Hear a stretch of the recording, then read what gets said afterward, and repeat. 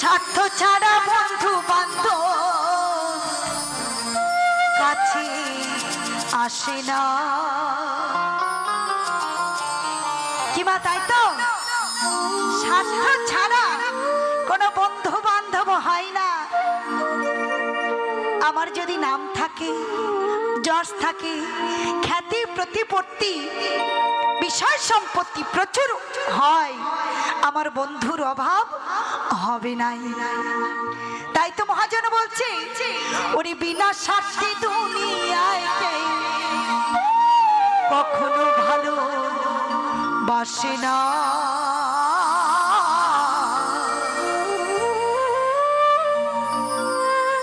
স্বার্থ ছাড়া ভালোবাসি শুধু বাবা মা, শুধু বাবা মা বিনা স্বার্থে সন্তানকে শুধু দিয়েই যায়, শুধু দিয়েই যায়, বিনিময়ে কিছু নেন না।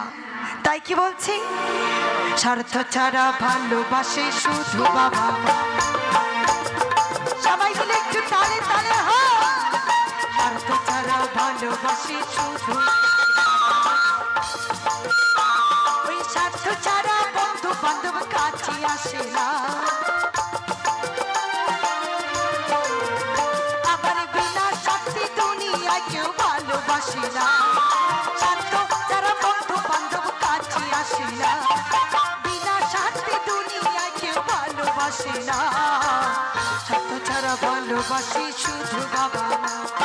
স্বার্থ ছাড়া ভালোবাসে শুধু বাবা মা।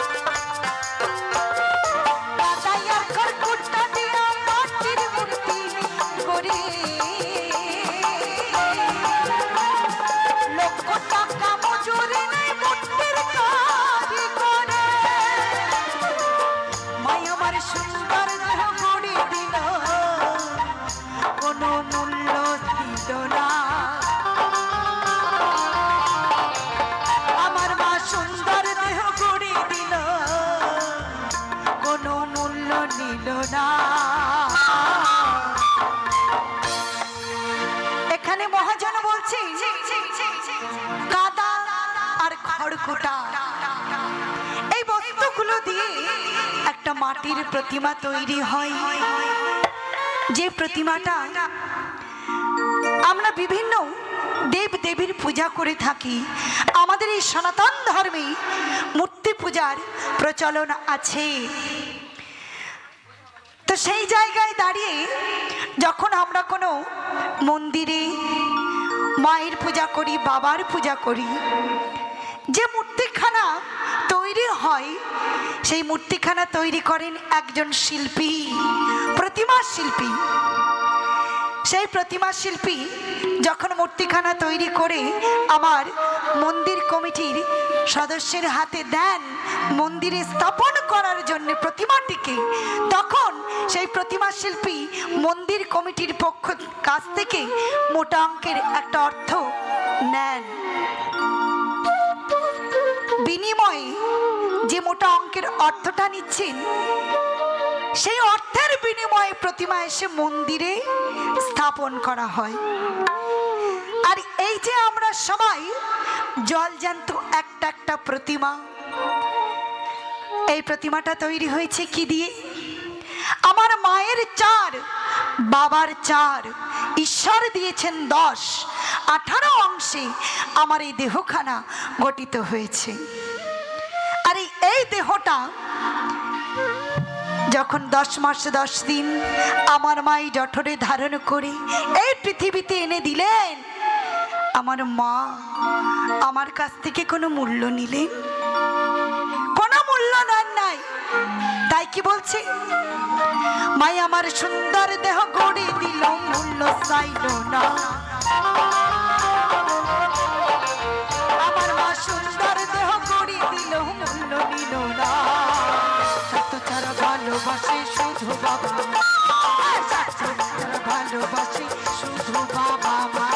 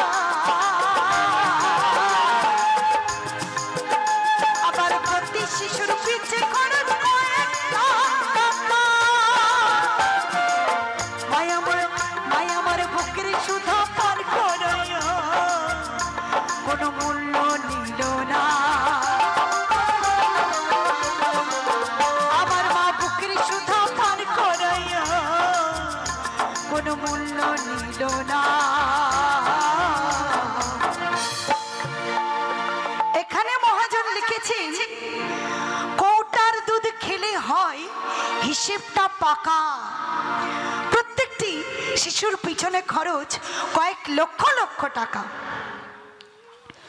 একটা সন্তান যখনই ভূমিষ্ঠ হয়, মাতৃগর্ভ থেকে ভূমিষ্ঠ হওয়া মাত্রই মাতৃস্তনদুগ্ধ পান করে। এই মায়ের অমৃত সুধা, মাতৃস্তন সুধা, এই সুধা পান করে তার দিন চলে যায়।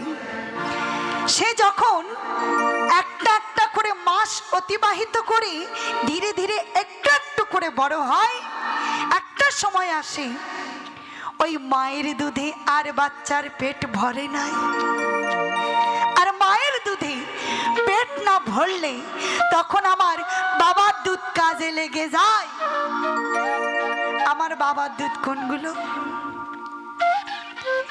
বাজারের দোকান থেকে আমার বাবা অক্লান্ত পরিশ্রম করে যে অর্থটা উপার্জন করেন, সেই অর্থের বিনিময়ে ওই সন্তানের জন্যে বাজারের দোকান থেকে ল্যাক্টোজিন, সেরিল্যাক্স, ডেক্সোল্যাক্স এই যে কৌটার দুধগুলো নিয়ে আসে, সেই দুধে বাচ্চার পেট ভরে।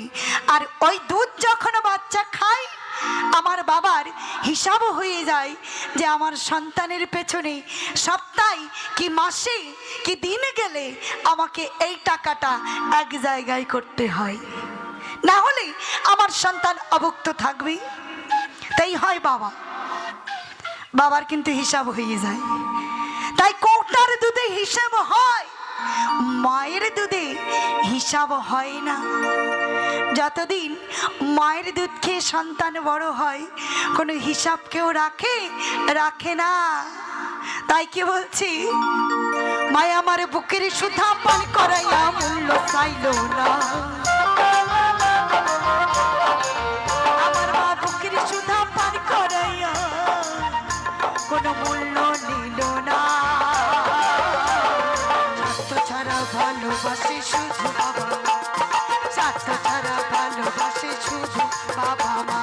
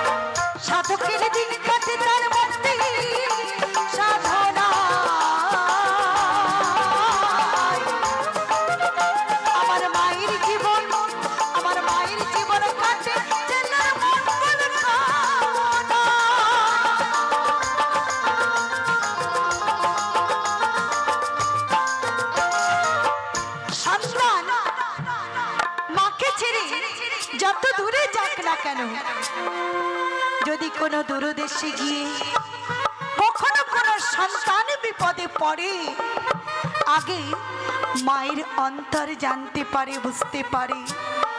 তার কারণ মায়ের নারী ছেঁড়া ধন, মায়ের অন্তর আগে বুঝতে পারে। প্রত্যেকটি সন্তানের কাছে মায়ের থেকে বড় আর কেউ নেই। আমার কাছে আমার মা যেমন বড়, আমার মায়ের কাছে আমার জন্মদাতা পিতা সবার ঊর্ধ্বে। তাই প্রত্যেকটি সন্তানের কাছে বাবা মায়ের থেকে বড় শুভাকাঙ্ক্ষী আর কেউ হতেই পারে না এই জগৎ সংসারে। তাই কি বলছি, ওই সাধকের দিন কাটে তার মুক্তির সাধনা। আমার মায়ের জীবন, আমার মায়ের জীবনে কাটে সন্তান মঙ্গল কামনা।